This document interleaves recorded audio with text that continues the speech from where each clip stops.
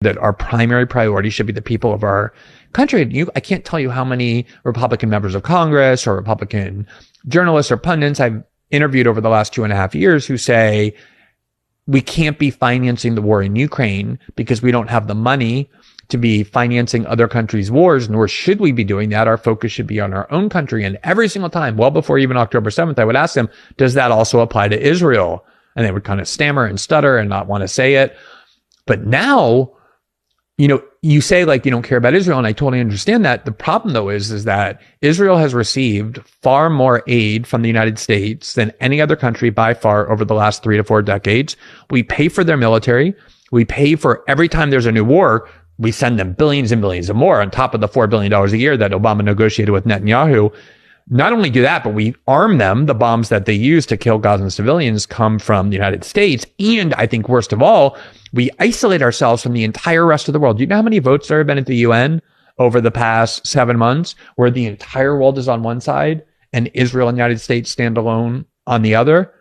With, a couple of those tiny little countries that we often bribe, like Micronesia and Marshall Islands, the part of the coalition of the willing. It's literally called Micronesia. Yeah, exactly. Micro. It's like it's also just the standing in the world, like our sacrificing of soft power. So we give up so much for Israel in so many other ways that if you're an American citizen, you have to care about it, even if you don't want to. One of the stories we did. What I meant was, I feel emotional. Like I just have like gut level affection for it because I've had such a nice time there, and I like so many Israelis personally and know a lot.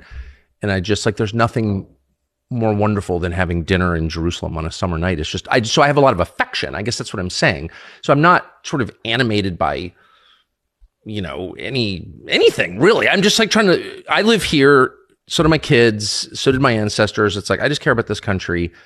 And if you're changing my life or stripping my rights from me that we've had for 250 years on behalf of any other place, you are my enemy. Like, it's just that simple. You are my enemy. I mean, I don't know what to say. I don't want even to have this conversation. Well, that's the amazing thing, is that the devotion to Israel is so great and so incomparable to the devotion of any other foreign country that it's to the point that their supporters of Israel, are willing to deconstruct and erode and sacrifice the core basic rights that as Americans, by definition, we're supposed to enjoy. See, I won't accept in defense that. Of that other won't country. accept but that that is what's happening. This is my country. I'm from here. I'm going to die here. I will not accept that. And I don't care what you call me.